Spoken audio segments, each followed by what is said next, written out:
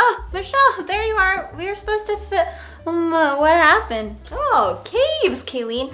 Could you actually pass me my water? I'm a little thirsty. Had to do a little bit of exercise getting here. Caves? It's better. Yes, Kayleen, caves. Caves, mysterious, vast, ancient, and beautiful caves. What wondrous places. Have you ever heard of the Sundong Cave in Vietnam? No. Is that where you came from? No, I wish I did though. Sundong Cave is actually the largest known cave in all the world, measuring 38.5 million cubic meters in volume. It is so large, a skyscraper could fit inside, and even a whole New York City block.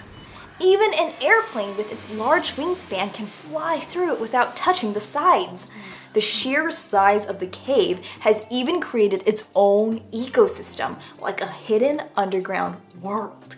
Inside, there is a growing forest, a river, and its own weather system with like clouds and everything. Wow, that sounds amazing. A cave like that would be such a cool place to do research, which brings us to the topic of today at Creation is Cool, which is speleology, or the study of caves. But before we explore what makes a cave so unique, let's first define what a cave actually is. A cave is a natural space carved underground, and interestingly, it is also defined as being large enough for humans to enter it too. Caves come in lots of different shapes and sizes, and they can range from being a small singular room to a complicated network of passages that stretches for miles. And interestingly, it isn't made using large, strong tools, and not even the strongest animals that carved these caves. The simple answer is water. Yes, most caves are formed when rainwater seeps into the ground, which causes erosion. And over time, certain types of rock are broken down, forming large spaces underground. But caves don't stop forming just yet. Water continues to travel along fractures in the rock, creating flowing currents that travel along the earth.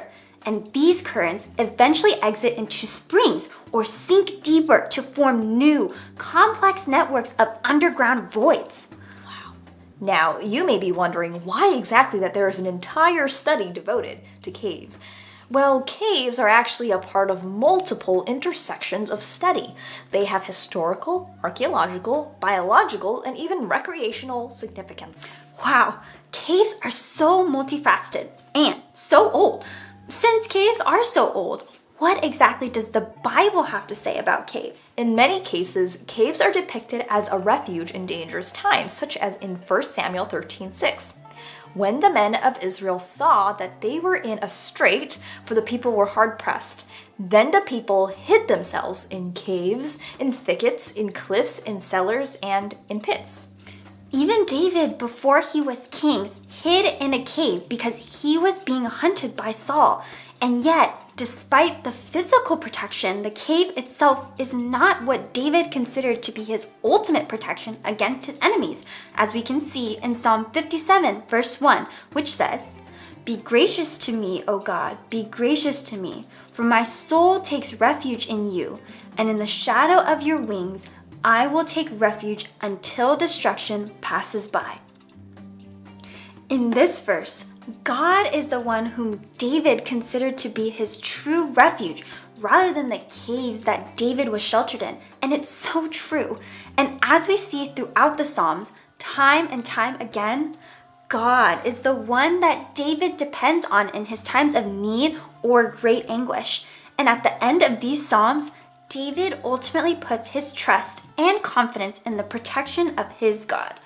When you ever go spelunking in Vietnam or venture elsewhere at your local cave, we hope that as you marvel at the formation of caves and of the physical protection that they can provide, that you are reminded even more of God, His powerful hand in creation, and the refuge that we as Christians can seek in Him are certainly worthy of our praise.